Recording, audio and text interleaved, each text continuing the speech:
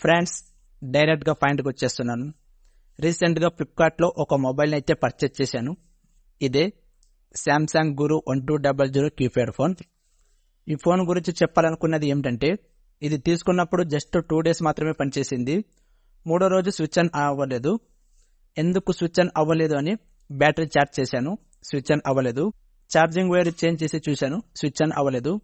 Doubt వచ్చి బ్యాటరీని change చేశాను, స్విచ్ ఆన్ అయింది. నాకు ఒక క్లారిటీ వచ్చిందన్నమాట, ఇది బ్యాటరీ పోయిందని. తీసుకున్న 2 రోజులకి బ్యాటరీ ఎలా పోతుందిరా బాబు అనుకుని ఫ్లిప్కార్ట్ కేర్కు కాల్ చేస్తే వాళ్ళు జరిగింది విని, సార్ టెక్నికల్ ఇష్యూ ఉంది, మీరు నెక్స్ట్ డే కాల్ చేస్తారా అన్నారు. ఓకే అనుకుని నేను నెక్స్ట్ డే కాల్ చేశాను. కాల్ రిసీవ్ చేసిన వెంటనే వాళ్ళ నుంచి వచ్చిన సమాధానం విని నేను ఆశ్చర్యపోయాను. సార్ మీరు శాంసంగ్ మొబైల్ గురించి మాట్లాడుతున్నారు అన్నారు. అవునండి అన్నాను. సార్ ఈ మొబైల్కు no return, no exchange, no replacement, అందుకొని సో ఈ మొబైల్ను రిటర్న్ తీసుకోవడం కుదరదు అన్నారు. నాకు రిటర్న్ అవసరం లేదండి, ఈ ఫోన్ ఆన్ అవ్వడం లేదు, ఇది ఎందుకు ఆన్ అవ్వడం లేదు, ఈ ప్రాబ్లమ్ని సాల్వ్ చేయండి చాలు, మీ కంపెనీ తరపున ఒక మనిషిని పంపించి చెక్ చేయండి మీకు డౌట్ ఉంటే అని అడిగాను. సారీ సార్, మీరు తీసుకుంటున్నప్పుడు స్క్రీన్ పైన గమనించే ఉంటారు, నో రిటర్న్ అని ఉంటుంది. నేను స్క్రీన్ పైన చూశాను, ఉంది, కానీ ఎక్కడ no replacement and no exchange లేదు. అందుకని మీరు దీన్ని రీప్లేస్మెంట్ అనేది చేసి ఇవ్వండి, లేదా ఎక్స్చేంజ్ అనేది చేసుకోండి, లేదా కనీసం సర్వీస్ అనేది చేసి ఇవ్వండి. మీరు అడిగినంత డబ్బు ఇచ్చి నేను మీ దగ్గర మొబైల్ తీసుకున్నప్పుడు మీరు డిఫెక్టివ్ ప్రోడక్ట్ ని పంపిస్తే ఎలా అని నేను వాదించాను. కంటిన్యూగా ఒక 15-20 minutes మాట్లాడాను. వాళ్ళ నుంచి వచ్చిన సమాధానం ఒక్కటే, sorry sir, sorry sir, sorry sir. ఏం చేయను, ఎవరినని అడగను. ఇక ఓపిక పట్టలేక, ఒకవేళ బయట గనక ఈ మొబైల్ని తీసుకుని ఉంటే వాడి దగ్గరికి నేరుగా వెళ్ళి కాలర్ పట్టుకుని అడిగేవాడిని. మీరు ఫోన్లో ఉన్నారు కాబట్టి సరిపోయింది, లేకపోతే నాకు అంత కోపం వస్తుంది అన్నాను. ఏం చేయాలో తెలియక, మీరు కాలర్ పట్టుకుని అడిగినా ఏం చేసినా ఇంతే సార్, మీరు తీసుకునేటప్పుడే చూసి తీసుకోవాలి, ఈ ఫోన్కు నో రిటర్న్ ఆప్షన్ ఉంది, దీన్ని వెనక్కి తీసుకోవడం కుదరదు, రీప్లేస్మెంట్ లేదు, ఎక్స్చేంజ్ లేదు అన్నారు. ఈ సమస్యని మీరు పరిష్కరించకపోతే, ఈ సమస్య పరిష్కరించాలంటే నేను ఎక్కడికి వెళ్ళాలి, ఎవరితో మాట్లాడాలి, వాళ్ళ ఫోన్ నెంబర్ ఇవ్వండి, లేదా వాళ్ళ మెయిల్ ఐడి ఇవ్వండి, నేను నా సమస్యను పరిష్కరించుకుంటాను అని అడిగాను. వాళ్ళు మాత్రం కంపెనీకి సంబంధించిన ఫోన్ నెంబర్ అయితే ఇవ్వలేదండి. నేనే నా ఓన్గా ట్విట్టర్లో మెసేజ్ చేశాను, కానీ నాకు రిప్లై రాలేదు. వాళ్ళు శాంసంగ్ కేర్ కాల్ నెంబర్ ఇచ్చారు, శాంసంగ్ కేర్కు కాల్ చేశాను. మీరు నియర్ బై సర్వీస్ సెంటర్కి వెళ్ళండి అన్నారు. సర్వీస్ సెంటర్కి వెళ్ళాను. అక్కడికి వెళ్ళిన తర్వాత ఆయన చెప్పిన సమాధానం విని నేను మళ్ళీ ఆశ్చర్యపోయాను. సార్, గత 2 రోజుల క్రితం నేను ఫ్లిప్కార్ట్లో మొబైల్ కొన్నాను, 2 రోజులు మాత్రమే పనిచేసింది, తర్వాత పని చేయడం లేదు అంటే మీరు కీప్యాడ్ ఫోన్ కొన్నారా అన్నారు. నేను ఆశ్చర్యపోయాను. అవును సార్, మీరు అంత ఖచ్చితంగా ఎలా చెప్పగలిగారు అన్నాను. మీ ఫోన్ ఇవ్వండి అన్నారు. ఫోన్ తీసుకొని ఫ్రంట్ బ్యాక్ లోపల మొత్తం చూసి, సార్ ఇది కంపెనీ ఫోన్ కాదు, చైనా ఫోన్. షాక్ అయ్యాను. ఎక్కడ డౌట్ రాదు, అచ్చు దింపేశారు. శాంసంగ్ లోగో ఉంది, అది ఇలాగే ఉంది, బ్యాక్ అలాగే ఉంది, ఫ్రంట్ బ్యాక్ మొత్తం అలాగే ఉంది. మీరు ఎలా కనిపెట్టగలిగారు అని అడిగాను. ఓకే ఫ్రెండ్స్, ఇప్పుడు మీరు చూస్తున్నారు కదా, ఇది ఒరిజినల్ శాంసంగ్ ఫోన్, ఇది చైనా శాంసంగ్ ఫోన్. సో ఈ రెండింటికి గల డిఫరెన్స్ అయితే కనిపెట్టడం చాలా కష్టం. బట్ ఎక్కడ కనిపెట్టారంటే, బ్యాక్ సైడ్ మీరు చూసుకుంటే ఇది పాతదన్నమాట. ఇక్కడ శాంసంగ్ లోగో కనిపిస్తుంది, మొబైల్ ఫోను. ఇక్కడ చూడండి, వాళ్ళు చెప్పింది made in India by Samsung అని కనిపిస్తుంది.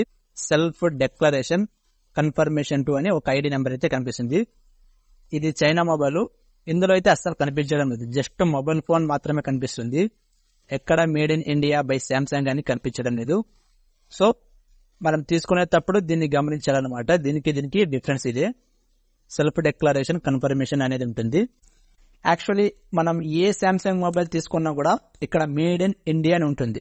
అలా ఉంటే అది కంపెనీ ఐటమ్. ఇక్కడ జస్ట్ మొబైల్ ఫోన్ అని ఉంది, చూసి చెప్పేశారు.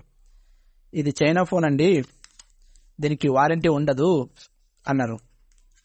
సరే సార్, మరి ఇది ఆన్ అవ్వడం లేదు, దీని ప్రాబ్లం ఏమిటో చెప్పండి అన్నాను. ఒక అరగంట సేపు చాట్ చేసి, ఇది బ్యాటరీ ప్రాబ్లం ఉంది, బ్యాటరీ ఎక్స్చేంజ్ చేసుకోండి అన్నారు. సరే ట్రై చేద్దామని బ్యాటరీని ఎక్స్చేంజ్ చేసి ఇవ్వండి సార్, ఇది కంపెనీ ఐటమ్ కదా అన్నాను. ఇది కంపెనీ ఐటమ్ కాదని చెప్పాం కదండి, మీరు బయట చేంజ్ చేసుకోండి అన్నారు. ఇక ఏం చేసేది లేక తిన్నగా బయటకు వచ్చి కొత్త బ్యాటరీ కొనుక్కున్నాను. మొబైల్ 1050 రూపాయలు. దీని బ్యాటరీ వచ్చేసి 250 రూపాయలు, టోటల్గా 1300 రూపాయలు. ఇదే 1300 రూపాయలు పే చేసి ఆఫ్లైన్లో కొని ఉంటే కంపెనీ మొబైల్ ఉండేది, కంపెనీ బ్యాటరీ ఉండేది, కంపెనీ ఛార్జర్ ఉండేది. ఈ ఛార్జర్ చూడండి అంత డొల్ల, బిల్ట్ క్వాలిటీ చాలా పురుగు ఉంది, ఏమి లేదు, నిజంగా ఏమీ లేదు. ఇట్లా గట్టిగా ప్రెస్ చేస్తే పట్టమని విరిగిపోతుంది. ఛార్జర్ చూడండి, ఇది కొత్తది, యాక్చువల్లీ చైనా సెట్. ఇది వచ్చేసి పాతది కంపెనీ సెట్. ఇక్కడ చూడండి, ఇక్కడ శాంసంగ్ అని మనకు లోగో కనిపిస్తుంది, అంటే ఇక్కడ బ్యాక్గ్రౌండ్ లో వైట్ కలర్ సర్కిల్ ఉంది. ఇది చైనా సెట్, ఇక్కడ నార్మల్ శాంసంగ్ అని కనిపిస్తుంది. ఇంకొకటి ఇక్కడ సెల్ఫ్ డిక్లరేషన్ కన్ఫర్మేషన్ 2 అనేది ఇక్కడ రాసి ఉంది, కానీ ఇక్కడ మీరు ఎంత వెతికినా ఇక్కడ రాయలేదు.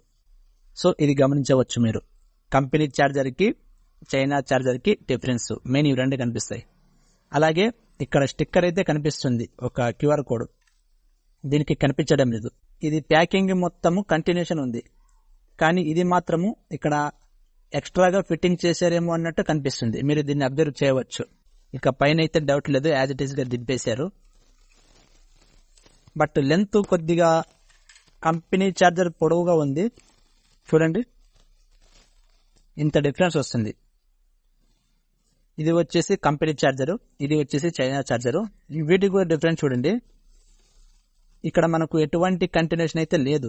ఇది China charger, but company charger అయితే ఇక్కడ చూడండి ఎలా ఉందో, దీన్ని అబ్జర్వ్ చేయవచ్చు. అండ్ ముఖ్యంగా మీరు చూడాల్సింది బిల్ట్ క్వాలిటీ. మీరు చూడండి ఎలా ఉందో, సౌండ్ మీరు గమనించే ఉంటారు కదా. ఇక్కడ చూడండి, ఇది చూస్తే చాలా హార్డ్గా ఉంది, బట్ ఇది చూస్తే మెత్తగా ఉంది, తెలిసిపోతుంది అప్పుడే, మీరు చూస్తున్నారు కదా. సో ఇది ఫ్రెండ్స్ డిఫరెన్స్. ఈ వీడియో చేస్తున్నది ముఖ్యమైన కారణం ఏమిటంటే తెలుసుకోవాలి, నా సబ్స్క్రైబర్లు తెలుసుకోవాలి. ఆన్లైన్ ప్లాట్ఫామ్లో మనం రెగ్యులర్గా పర్చేస్ చేస్తూ ఉంటాం, కానీ ఎవ్వరు కూడా మోసపోకూడదు. ఆఫర్ వచ్చిందని, ప్రైస్ తగ్గిందని, ఒకవేళ మనము గనక ఎగ్జైట్మెంట్లో తీసుకుంటే మనం తీసుకున్న ప్లేస్లో చైనా మొబైల్ కూడా రావచ్చు. ఇది చాలా బాగా గుర్తుపెట్టుకోండి. ఆన్లైన్లో కొంటున్నామంటే ఖచ్చితంగా ఆప్షన్ ఉందా లేదా చూసుకోండి, ఎక్స్చేంజ్ ఆప్షన్ ఉందా లేదా చూసుకోండి, రీప్లేస్మెంట్ ఆప్షన్ ఉందా లేదా చూసుకోండి. ఈ మూడు చాలా ఇంపార్టెంట్ మనకు. ఒకవేళ ఈ మూడింట్లో ఒక్కటి లేకపోయినా కూడా మనం ఏమి చేసుకోలేను. అందులో ఏ సమస్య అయితే ఉందో ఆ సమస్యను పరిష్కరించుకోవాలంటే ఖచ్చితంగా అదనంగా డబ్బులు చెల్లించాల్సిందే. మీకు ఒక ఎగ్జాంపుల్ చెప్పనా, 1000 రూపాయల మొబైల్కి అదనంగా 250 రూపాయలు పే చేశానంటే బ్యాటరీ కోసము 25%. ఒకవేళ ఇది గనక 10,000 రూపాయల మొబైల్ ఉంటే 2,500 రూపాయలు పే చేసి బ్యాటరీ తీసుకోవాల్సి వచ్చేది. ఒకవేళ డిస్ప్లే ప్రాబ్లం ఉంటే అది ఎక్కడికో వెళ్ళిపోతుంది. అది ఏదైనా కావచ్చు సమస్య. ఆన్లైన్ వాడు ఎంత డబ్బు అడిగితే అంత డబ్బు మనం ఇచ్చినప్పుడు వాడు మంచి ప్రోడక్ట్ ఇవ్వాలి. వాడు ఇవ్వలేకపోతున్నాడు అంటే వాడు అడ్డుదారి తొక్కుతున్నాడు. బిజినెస్ కోసం అవ్వచ్చు, ఇంకోటి అవ్వచ్చు. బట్ మనం చాలా జాగ్రత్తగా ఉండాలి. మంచి ప్రోడక్ట్ ని వెతికి తీసుకోవాలి. లేదు వెతికి ఓపిక లేదు అంటే డైరెక్ట్ గా ఆఫ్లైన్కి వెళ్ళడం బెటర్. ఇప్పుడున్న సిచ్యువేషన్ లో ఆఫ్లైన్కి వెళ్ళడమే బెటర్ అంటాను. ఎందుకంటే ఒకవేళ ఏదైనా ప్రాబ్లం ఉంటే ఆడి దగ్గరికి వెళ్ళి కాలర్ పట్టుకుని అడుగుతాను, ఏంటిది నువ్వు అడిగిన డబ్బు ఇచ్చినప్పుడు మంచి ప్రోడక్ట్ ఇవ్వాలి, డిఫెక్టివ్ ప్రోడక్ట్ ఇచ్చావేంటి అని. దానికి వాడు రెస్పాన్సిబిలిటీ తీసుకుంటాడు, కానీ ఇక్కడ ఎవరో రెస్పాన్సిబిలిటీ తీసుకోలేదు. ఇది అందరికీ తెలియండి, నీకు, మీ ఫ్రెండ్స్ అండ్ ఫ్యామిలీ మెంబర్షిప్ కూడా తెలియాలి అందరికీ.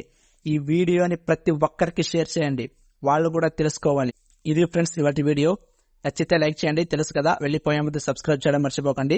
Thank you. ఇలాంటి మరిన్ని అప్డేట్స్ మీకు ఇస్తూనే ఉంటాను. నా ఛానల్ను షేర్ చేయండి, సబ్స్క్రైబ్ చేయండి, లైక్ చేయటం మర్చిపోకండి. Thank you. మీ చరవాణి టెక్.